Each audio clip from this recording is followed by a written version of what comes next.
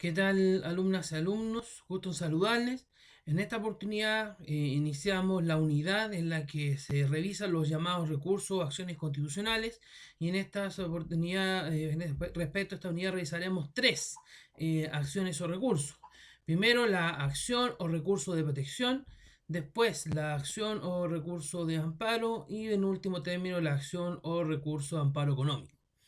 En esta oportunidad comenzaremos a revisar lo que es el llamado recurso o acción de protección. La acción de protección está regulada en el artículo 20 de la Constitución Política de la República y además en el auto acordado sobre tramitación del recurso de protección que es del año 1992, últimamente refundido por el auto acordado del año 2015. Para poder entender y dar un concepto del recurso de protección, debemos entender primero que como tal no es un recurso del concepto que se suele manejar de esta expresión, puesto que si nosotros llamamos al recurso de protección como tal, existiría un error por cuanto no se deduce con motivo de la dictación de una resolución judicial. Su ámbito de aplicación es mucho más amplio. En segundo lugar, no se contempla como mecanismo de impugnación procesal dentro de un proceso. Y en tercer lugar, su fin va más allá que de ser un simple recurso. El recurso está destinado a impugnar resoluciones judiciales. Acá va más allá y lo que se protege son derechos y garantías constitucionales de las cuales son objeto del presente acción constitucional. Por eso tenemos que hacer el alcance que el recurso de protección es más bien una acción de protección. El concepto que podemos entregar a partir de lo señalado presentemente es que la acción de protección es una acción constitucional que cualquier persona puede interponer ante tribunales superiores con el fin que se adopten inmediatamente las providencias que juzguen necesarias para restablecer el imperio del derecho y asegurar la debida protección del afectado frente a una acción u omisión arbitraria e ilegal que importe una privación, perturbación o amenaza al legítimo ejercicio de los derechos y garantías establecidos por el constituyente sin perjuicio de los demás derechos que puedan hacerse valer ante la autoridad o los tribunales correspondientes. Por lo tanto, del mismo concepto, ya ratificamos lo que señalamos en un principio, que no es un recurso propiamente tal, sino que es más bien una acción, dado que va más allá de impugnar una resolución judicial. En cuanto a las características, primer término, tenemos que, a partir del ya señalado, es una acción constitucional y no un recurso como consta anteriormente. En segundo lugar, es una acción cautelar autónoma o que da origen a un procedimiento de urgencia. No se trata y no debe confundirse esta expresión como medida cautelar, puesto que este es un procedimiento independiente, no está adoptado para asegurar el resultado de una resolución judicial o la dictación de una sentencia a partir del concepto que vimos y que debemos entender lo que es una acción. En ese sentido, se trata de un procedimiento de urgencia, pues un procedimiento breve, es concentrado, no existe un término probatorio y además está destinado a adoptar medidas para resguardar los derechos y garantías establecidos por la Constitución. No debe, por lo tanto, confundirse con el concepto de adopción de medidas cautelares. El procedimiento es cautelar o de urgencia dada la celeridad que éste tiene en su tramitación y con la finalidad que se persigue. Bajo ese mismo concepto, tenemos que la acción va aplicada en un procedimiento cautelar y que no implica claramente la determinación de un llamado fumus boni iuris o un periculum in mora, sino que aquí lo que se necesita es un derecho que no tenga discusión en cuanto a la titularidad de aquel. Es decir, se necesita un derecho indubitado, no debe discutirse la existencia. De lo contrario, la acción de protección no prospera. En este sentido, el procedimiento va a terminar con una sentencia y va a producir respecto del recurso de protección en sí cosas juzgadas sustancial. Es decir, no puedo volver a discutir en un nuevo recurso de protección lo ya resuelto en aquel y por lo tanto no puede revivirse a través de una acción similar y cumpliendo la triple identidad.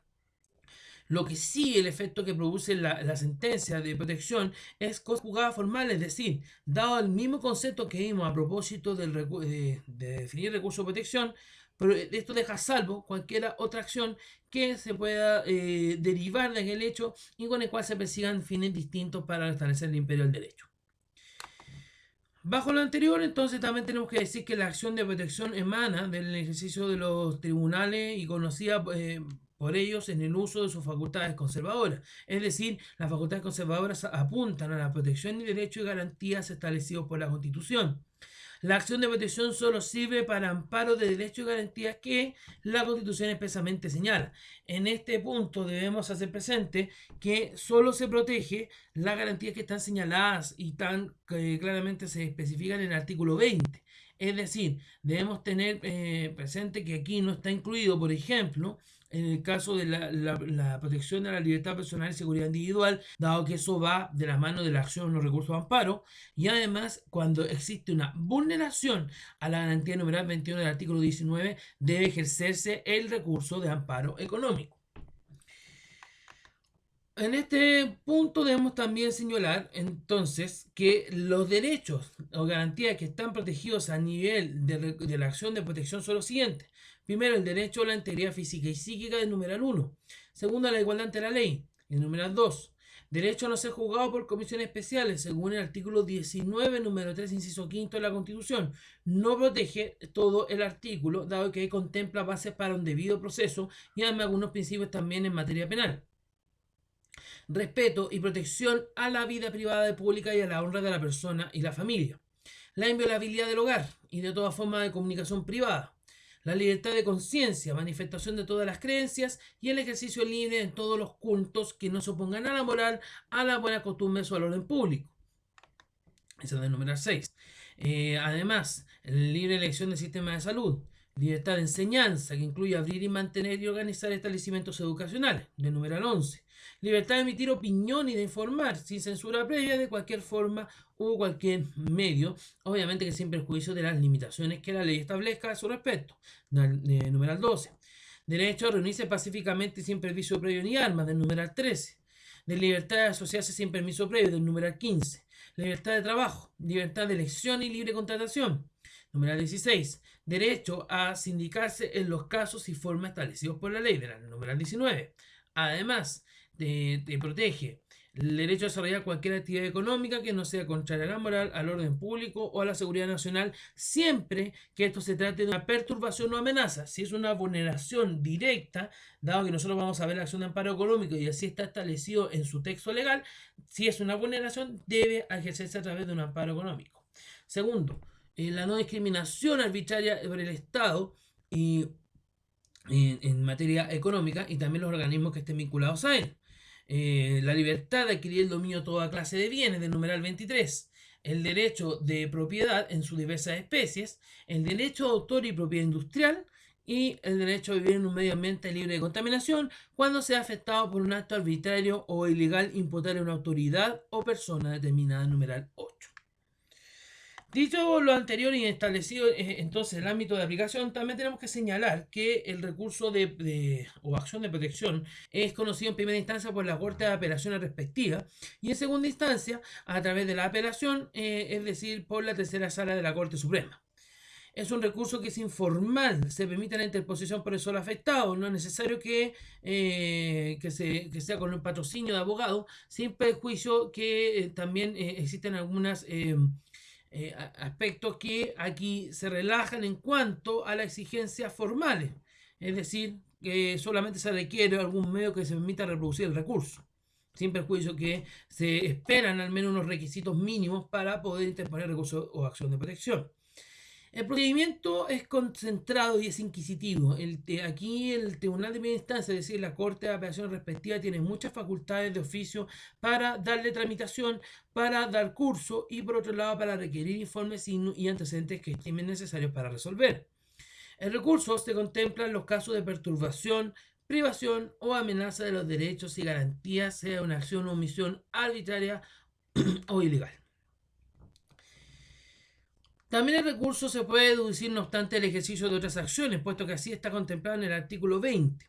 Ahora, hay jurisprudencia antigua que ratifica este criterio, sin embargo, se ha adoptado que el recurso no sea acogido a tramitación por no existir hechos constitutivos en el ejercicio de este recurso, al encontrarse en tramitación otros procedimientos administrativos o judiciales, o si ellos se intenta soslayar procedimientos judiciales o administrativos. Se ha entendido que esto sin perjuicio del ejercicio de otras acciones, pero cuando se intenta soslayar algún procedimiento judicial o administrativo que ya está vigente, generalmente se adopta esta decisión de no dar curso o en cuanto al examen de admisibilidad del recurso de protección. El fallo que lo resuelve produce cosa juzgada formal en cuanto a que las medidas que se adopten en el recurso o acción de protección no impiden el ejercicio posterior de las acciones para hacer valer los demás derechos ante la autoridad o tribunales correspondientes. Lo que no se ha aceptado es que el recurso de protección sea el medio para soslayar los procedimientos tal como se ha señalado anteriormente. ¿Cuál es el contenido del recurso o acción de protección? El recurso o acción de protección protege solo los derechos y garantías que están enunciadas en el artículo 20 de la Constitución Política de la República. Por lo tanto, debemos entender que esto está bastante acotado a lo que se señala en esa disposición y también en relación con la vulneración, perturbación o amenaza que constituyan acción u omisión arbitraria o ilegal. ¿Quién es el sujeto activo que puede deducir recursos de protección? Según el artículo 20 de la Constitución Política, el sujeto activo es el que, dado que comprende tanto personas naturales o jurídicas o entidades o grupos de personas que carecen de personalidad jurídica, puede deducirse directamente por el afectado o cualquier persona por su nombre capaz de parecer en juicio aunque no tenga mandato para ello. Eso va de la mano claramente con la informalidad que tiene el recurso de acción de protección. Sobre ese punto, debe indicarse con precisión en favor de quien se recurre, donde no se exige cumplir con las normas de jus postulante. Se han declarado, sin embargo, inadmisibles acciones en las que no se individualiza el recurrente o el recurrente de manera determinada o indicando precisamente quiénes son o no los afectados, puesto que se ha entendido de alguna forma que no se trata de una acción popular, dado que claramente el artículo 20 de la Constitución señala que es el que se vea afectado. Por lo tanto, no puede entenderse como una acción popular. La pregunta también que se debe plantear en este punto es si es que pueden intervenir terceros en el recurso. El acto acordado, si bien nada dispone, se ha entendido que se aplican a su respecto aquí las normas generales en cuanto a la comparecencia de terceros del artículo 20 y siguientes del Código de Procedimiento Civil. Es decir, aquí se pueden tener tanto terceros coadyuvantes, independientes o excluyentes y sin perjuicio que deben respetar todo lo obrado en el recurso o acción de protección al momento de hacerse parte y tenerlos considerados en calidad de terceros frente a esta acción constitucional. ¿Quién es el sujeto pasivo? El sujeto pasivo es aquel que ha incurrido en la acción o omisión arbitraria o ilegal. En ese sentido, se ha declarado inadmisible el recurso dirigido a la contradictación de resoluciones judiciales y para efectos de reclamar asuntos contractuales entre partes, dado que existen otras vías o mecanismos que son las que deben seguirse en estos casos. Por lo tanto, se excede el ámbito del recurso de protección al entenderse que hay una vulneración de derechos y garantías establecidos en la Constitución y sin perjuicio que éstas existan, existiendo otras vías para ello, deben ejercerse aquellas vías ordinarias y no ser un mecanismo, vuelvo a insistir, que esté destinado a soslayar este tipo de procedimientos o acciones destinadas para aquello. En cuanto al tribunal competente, ya lo habíamos adelantado, en este caso el tribunal de primera instancia en la Corte de Apelaciones en cuya jurisdicción hubiere cometido el acto o incurrió a la omisión arbitraria ilegal que ocasione privación, perturbación o amenaza en el ejercicio legítimo de las garantías constitucionales respectivas, o bien donde esto hubiera producido su efecto. Si es que el acto produce su efecto en un lugar distinto donde se hubiese cometido, aquí hay una elección que tiene el recurrente. Ejerce la acción de reprotección en el lugar donde se hubiera cometido el acto o donde se hubiera producido su efecto, ¿ya? Esto genera, por lo tanto, una competencia acumulativa o preventiva, que es esta elección del recurrente, ¿ya? Siempre el recurso de protección en primera instancia se conoce previa vista de la causa en las Cortes de Apelaciones.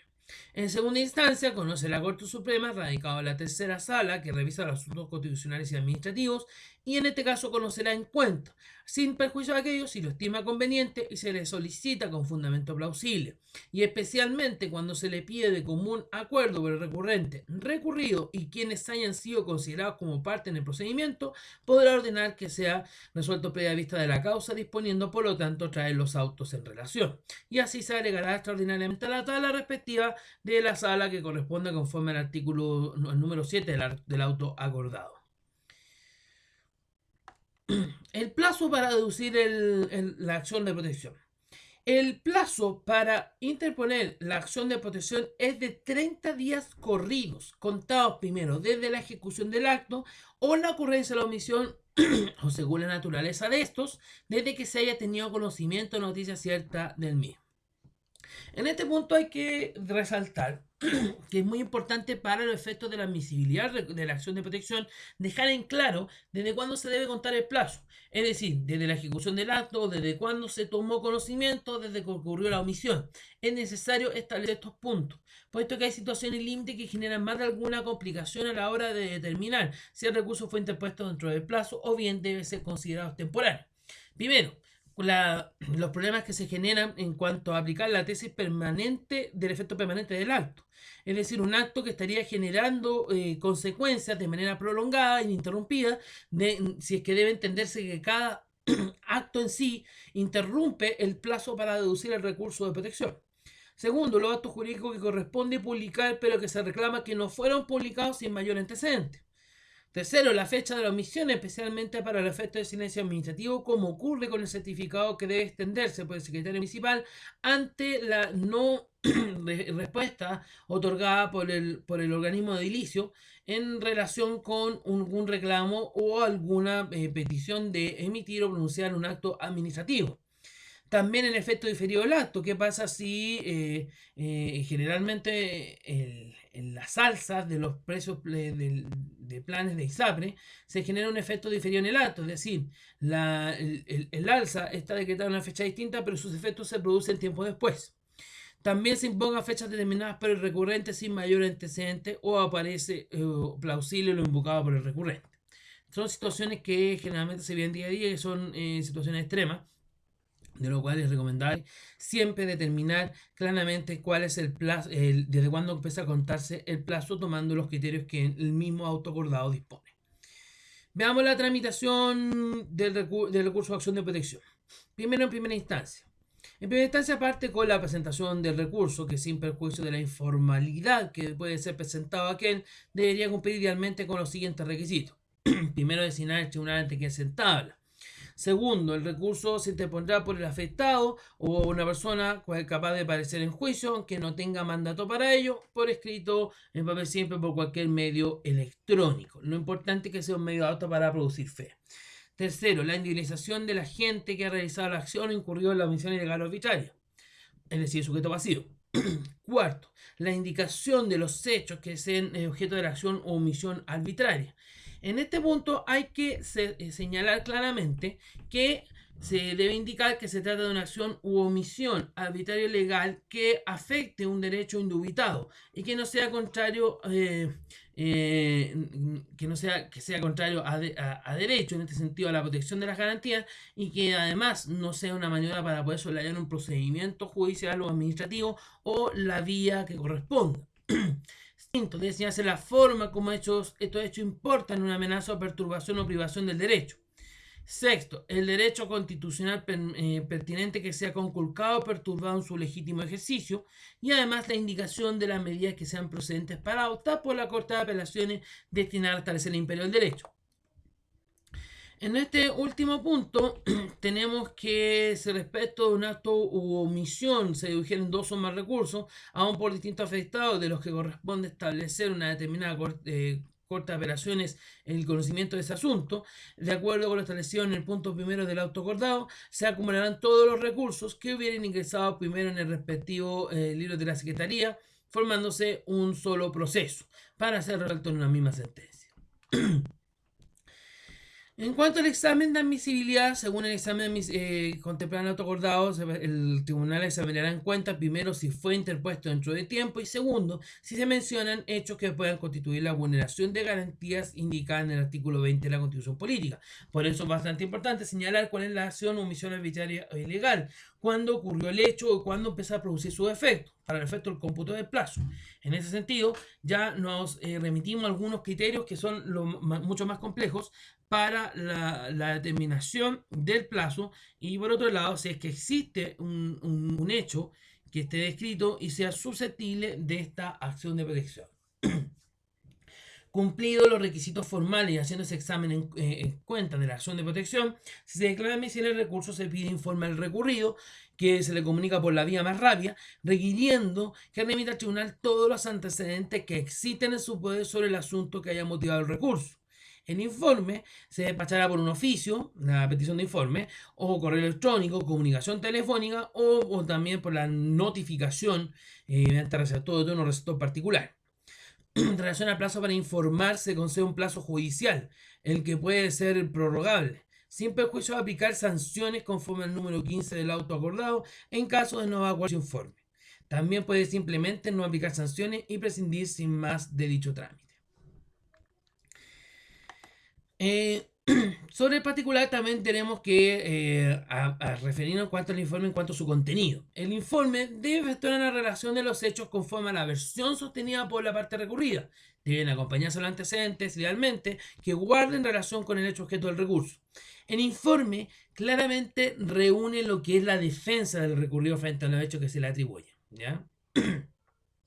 Es importante destacar, según el número 3 del auto acordado, en los casos que el recurrido sea un organismo público, bastará la notificación del jefe local del servicio o a su representante en territorio jurisdiccional respectivo.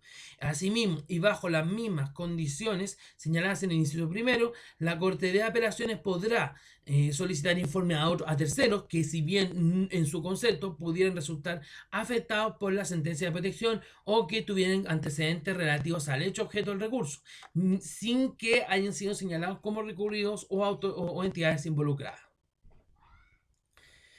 Hay que hacer referencia también en este punto que si el recurso es declarado inadmisible, así se lo resolverá desde luego la sala tramitadora y este será objeto de recurso de reposición con la apelación subsidiaria dentro de tercero día. Esto en el caso que sea declarado inadmisible.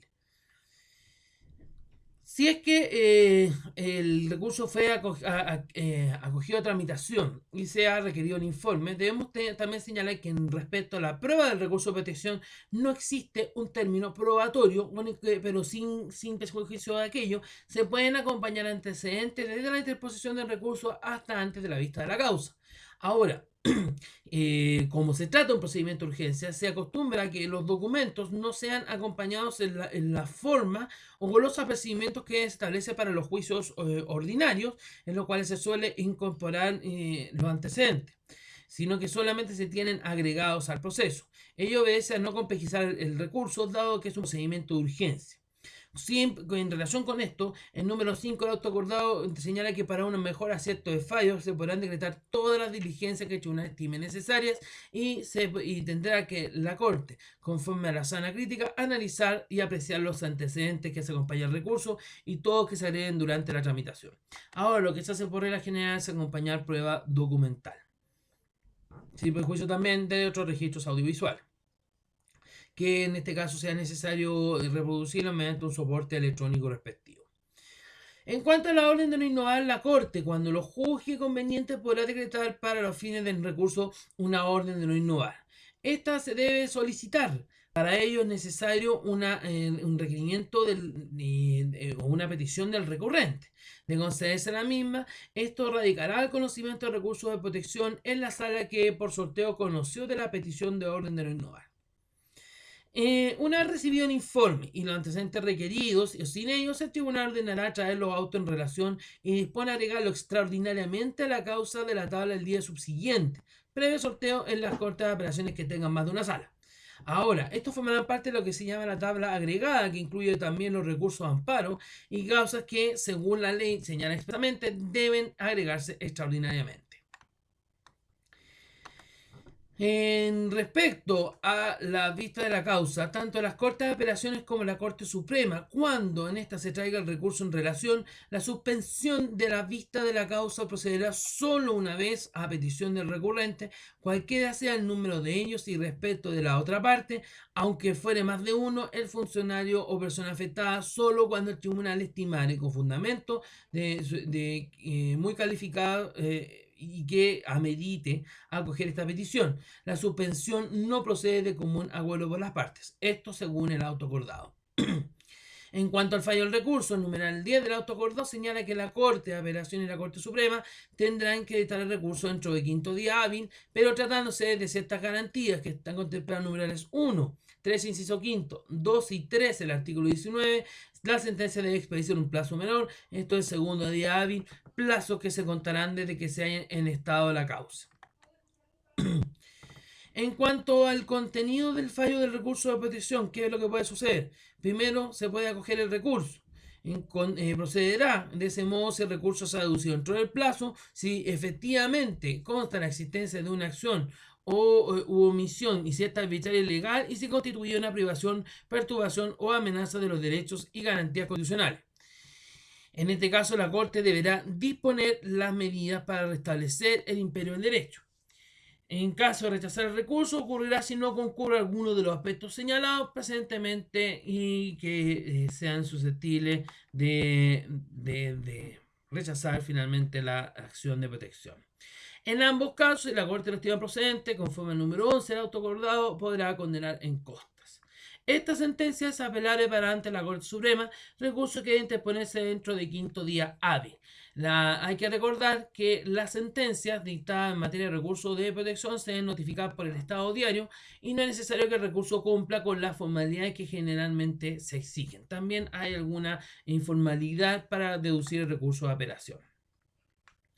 En cuanto a la tramitación en segunda instancia, tal como lo habíamos señalado, lo conoce la Corte Suprema, lo conoce en cuenta, en todo caso, si lo estima conveniente, existiendo un fundamento plausible y especialmente cuando se pide como un acuerdo por las partes, recurrente, recurrido y todos aquellos hayan sido considerados como parte en el recurso, podrá ordenar que sea resuelto previa vista de la causa y ordenar traer los autos en relación. Evento en el cual el recurso se agregará extraordinariamente a la tabla respectiva de la sala que corresponda. Aquí también, dentro de las facultades que tiene de oficio, se pueden decretar informes, ordenar informes a cualquier autoridad o personas que sea necesario y estime pertinente para resolver. ¿Qué efectos produce el fallo de recurso de protección? El fallo que resuelve el recurso de protección produce cosa juzgada sustancial en relación con otros recursos de protección que con posterioridad puedan deducirse. Es decir, otro recurso de protección no puede dejar sin efecto lo que ha sido resuelto a través de este recurso de protección. Sin embargo, produce a su vez cosa juzgada formal, es decir, con el ejercicio de otros derechos vinculados al hecho objeto del recurso para perseguir otros fines distintos, es decir, quedan a salvo las llamadas acciones ordinarias.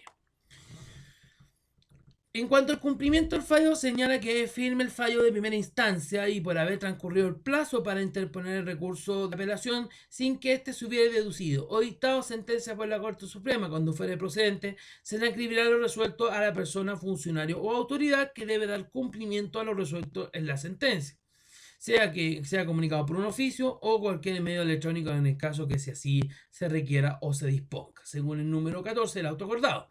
Por otro lado, se señala que si la persona, el funcionario o representante o jefe del órgano del Estado ya tenga la calidad de titular, interino, suplente o subrogante o cualquiera otra, no evacuare los informes de los cuales se requiera el cumplimiento de las diligencias, se podrán aplicar algunas sanciones conforme al auto acordado oyéndolo o en su rebeldía algunas de las siguientes medidas, como la amonestación privada, censura por escrito, también la multa beneficio fiscal que no sea inferior a una unidad tributaria mensual y que no sea superior a 5 unidades tributarias mensuales o suspensión de funciones por 4 meses, tiempo durante el cual el funcionario gozará de medio sueldo. Todo ello también sin perjuicio de las responsabilidades penales que pudieran incurrir dichas personas al estar frente a un no cumplimiento de una resolución judicial. En definitiva, tenemos que el recurso de acción de protección es un mecanismo de protección, valga la redundancia, de los derechos y garantías establecidos en la Constitución frente a acciones u omisiones que importen una perturbación, privación o amenaza de los derechos y garantías constitucionales, por lo que a partir de ese concepto es más allá de sostener que se trata de un recurso constitucional, es más bien una acción constitucional a partir del concepto, a partir de las características del procedimiento y del objeto del recurso que hemos señalado reiteradamente. Es en definitiva los aspectos que debemos destacar a propósito del recurso o acción de protección. Con esto concluimos la revisión de esta acción constitucional. Continuaremos en sesión siguiente para conocer el resto de las acciones constitucionales que son parte de esta unidad. Espero que le haya quedado claro al menos el conocimiento sobre el recurso o acción de protección. Nos veremos entonces en otra oportunidad. Hasta luego.